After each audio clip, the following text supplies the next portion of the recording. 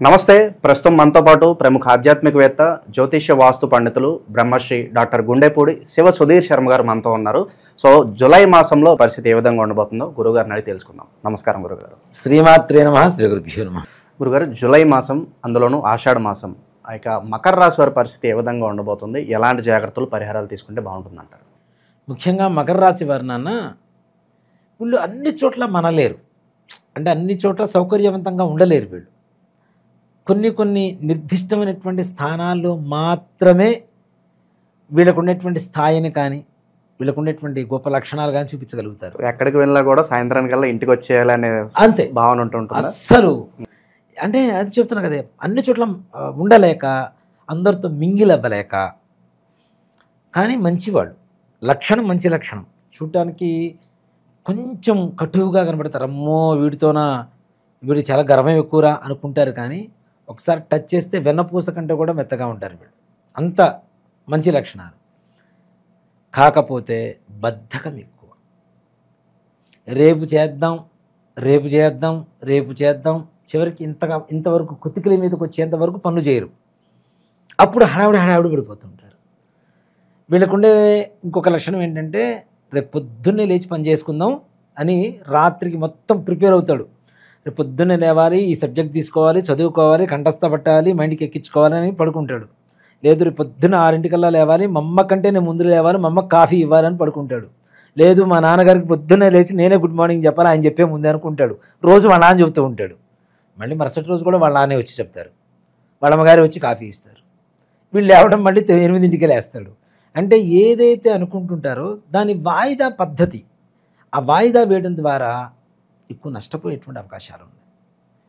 మరలా వీళ్ళని ఎక్కువగా వదులుకోలేరు జనాలు, వీళ్ళని అస్సలు వదలలేరు.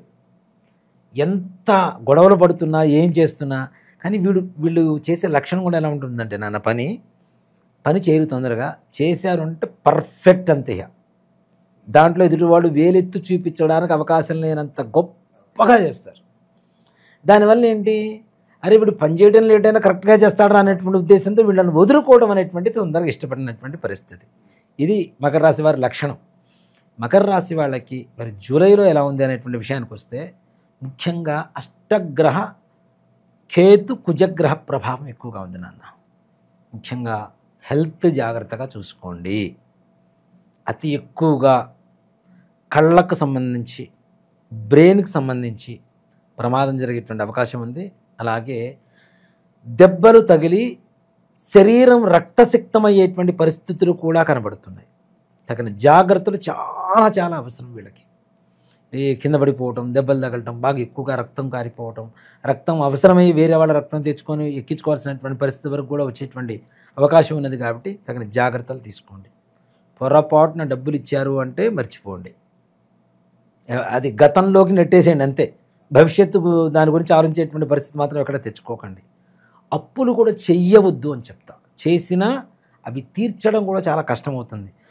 ఎవరైతే జూలై మాసంలో మకర రాశి వాళ్ళు అప్పు చేస్తున్నారో వీళ్ళకు కోట్ల రూపాయల సంపాదన భవిష్యత్తులో వచ్చినా ఇప్పుడు చేసినటువంటి ₹1,00,000 అప్పు మాత్రం తీరదు. అది అట్లానే ఉండిపోతుంటుంది. నీ స్థాయికి నువ్వు కోట్లు వచ్చిన తర్వాత ₹1,00,000 పెద్ద లెక్క కాదు. కానీ ఎదుటివాడికి అదే ₹1,00,000 ప్రాణ సంకటం అయితే. కాబట్టి దయచేసి అప్పులు చేయకండి, అప్పులు ఇవ్వకండి. జాయింట్ బిజినెస్ పొర్రపాటును కూడా ముందుకు వెళ్ళకండి. తద్వారా అవతల వ్యక్తి లాభపడతాడు, మీరు మాత్రం నష్టంలో కూరుకుపోవడం అనేటువంటిది జరుగుతుంది.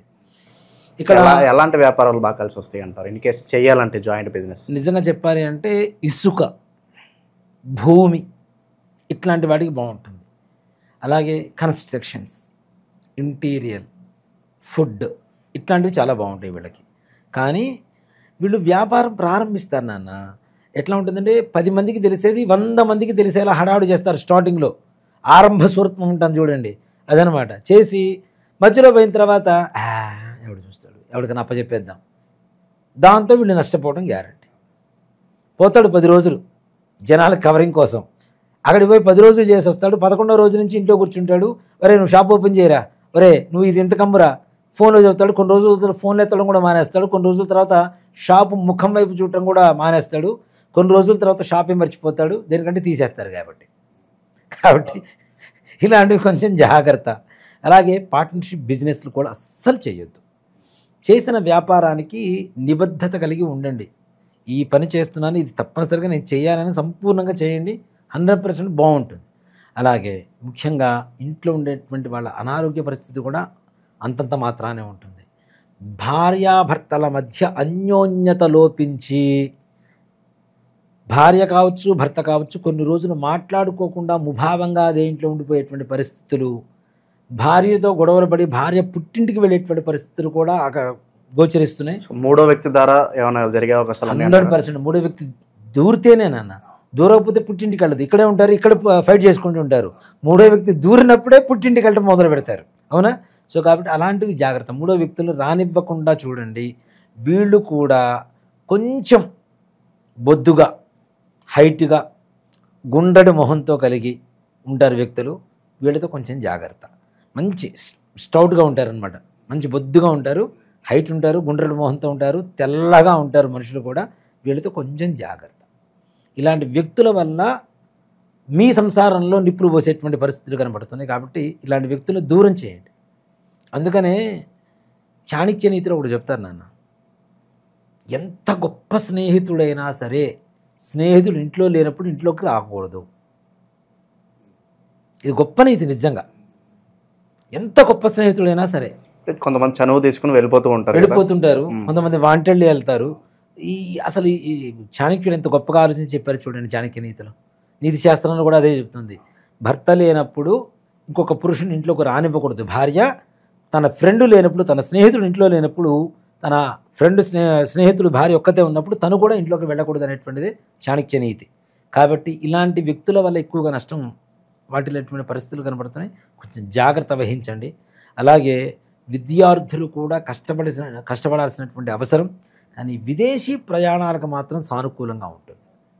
ఉద్యోగం కోసం కావచ్చు, విద్య కోసం కావచ్చు, అక్కడ వెళ్ళేటువంటి వాళ్ళకి వీసాలు తప్పనిసరిగా వచ్చేటువంటి అవకాశం ఉంటుంది.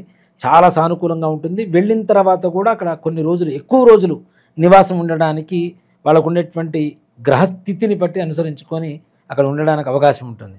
అదే ఎట్లా చెప్పగలుగుతాం, ఎన్ని రోజులు ఉండగలుగుతారు అంటే వాళ్ళ సొంత, అంటే వ్యక్తిగతమైనటువంటి జాతకం ఏదైతే ఉంటుందో అది చూసిన తర్వాతనే చెప్పగలుగుతారు. అలాగే వివాహ దశ కూడా పర్టికులర్ టైంలో వస్తుంది, ఈ టైంలో మీరు ప్రయత్నించుకోవడానికి కూడా మనం అది ఇప్పుడు ఉన్నటువంటి పరిస్థితి ఏంటంటే, పూర్వకాలంలో ఒక అమ్మాయికి 10 సార్లు పౌడర్ పూసి జడ వేసి పూలు పెట్టి చీర కట్టేసి కూర్చోబెట్టడానికి సిద్ధమయ్యేవాళ్ళు పూర్వకాలంలో అమ్మాయిలు.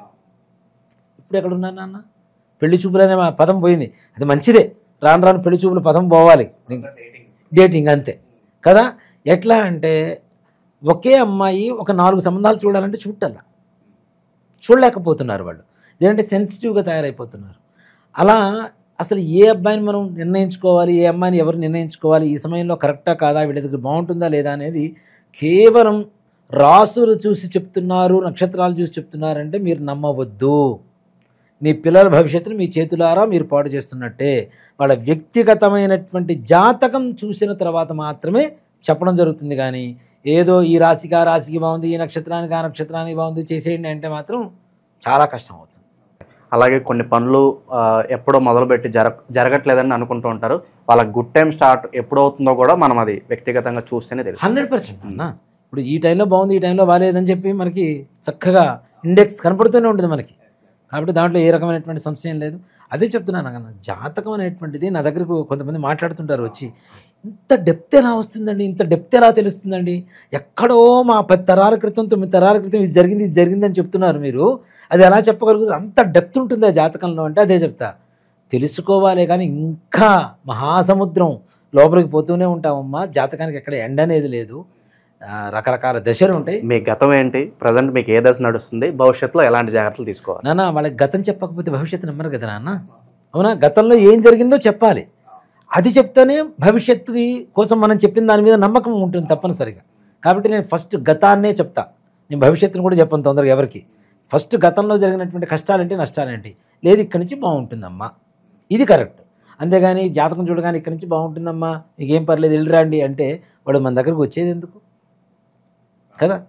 సో కాబట్టి ఈ విధంగా వ్యక్తిగతమైనటువంటి జాతకం చూస్తే చెప్పడానికి అవకాశం ఉంటుంది, దాన్ని ఫాలో అవ్వాల్సిన పని. పితృదోషాలు ఉన్నాయని చెప్పి చాలా వరకు కూడా అడుగుతున్నారు. అవును నాన్న, పితృదోషం, స్త్రీ శాపం, వీటి వల్ల అత్యధికమైనటువంటి బాధలు అనుభవిస్తున్నారు. ఇలాంటి వాటికి ఒకటే పరిహారం చూస్తుంటాం. One and only solution remedy అనుకోవచ్చు దీనికి. అంతే. ప్రపంచంలో ఎవరు ఎన్ని చెప్పినా, ఇప్పుడు నేను సుధీర్ శర్మ ఉన్నానండి, సుధీర్ శర్మ లాంటివాడే, సుధీర్ శర్మ కాడు కదా. ఇది కూడా అంతే. చాలామంది చాలా రకాల ప్రయత్నాలు చేస్తున్నారు. అంటే ఎవరికి తోచిన విధంగా వాళ్ళకు చెప్తే అది నిజమైపోదుగా. నిజం చెప్పడమే నిజం కదా. నాకు తోచింది చెప్తే నిజం కాదు, నిజాన్ని చెప్పగలిగితే నిజం అవుతుంది.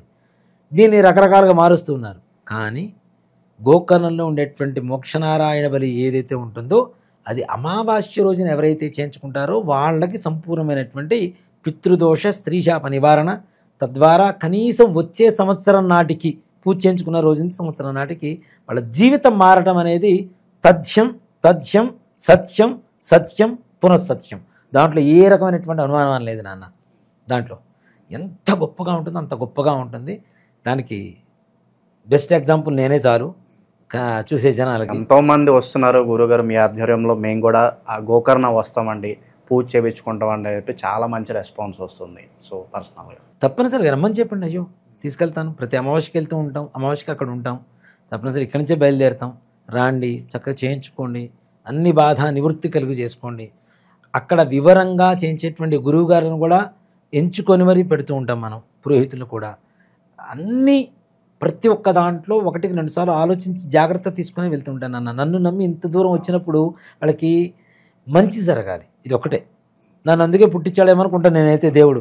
అంటే గోకర్ణానికి ఇంతమందిని తీసుకుని వెళ్ళి వీళ్ళ కర్మ నివృత్తి చేయరా అని చెప్పడం కోసమే భగవంతుడు నన్ను పుట్టించి ఈ స్థాయికి తీసుకొచ్చి ఇదే ప్రయాణాలు ఎక్కువగా చేసేట్లుగా చేస్తున్నాడేమో అని నేను భగవంతుడి అనుజ్ఞ అనుకొని స్వీకరిస్తూ ఉన్నాను. ఆ బాధ్యతలు తీసుకొని చేస్తూ ఉన్నాను.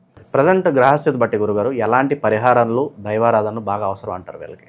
ముఖ్యంగా నాన్న పెసలు బుధవారం రోజున పెసలు గుగ్గిళ్ళు చేసి ఏదైనా సరే విష్ణుమూర్తి ఆలయంలో నివేదన పెట్టించండి. నివేదన పెట్టేసి ప్రసాదాన్ని అందరికీ పంచిపెట్టండి. దాంట్లో ముఖ్యంగా బీదనారాయణ ముష్టి వాళ్ళు ఉంటారు కదా, వాళ్ళకి పంచిపెట్టి ఇంట్లో నుంచి ఒక 10 కాయిన్స్ తీసుకుని వెళ్ళండి. ఆ కాయిన్స్ కూడా నీళ్ళల్లో తడుపుకొని తీసుకుని వెళ్ళండి. ఒక్కొక్కడికి ఒక్కొక్క గుప్పిడి పెట్టండి, ఒక్కొక్కడికి ఒక్కొక్క కాయిన్ ఇవ్వండి, కాళ్ళు కడుక్కోండి, స్వామివారి దర్శనం చేసుకోండి, ఇంటికి రండి. 100% బాగుంటుంది. సో ఓవరాల్గా ఈ రాశి వాళ్ళందరికీ కూడా ఈ జూలై మాసం ఏ విధంగా ఉండబోతుందో అద్భుతంగా వివరించారు. ధన్యవాదాలు గురుగారు. శ్రీమాత్రే నమః. శ్రీ గురుభ్యో నమః.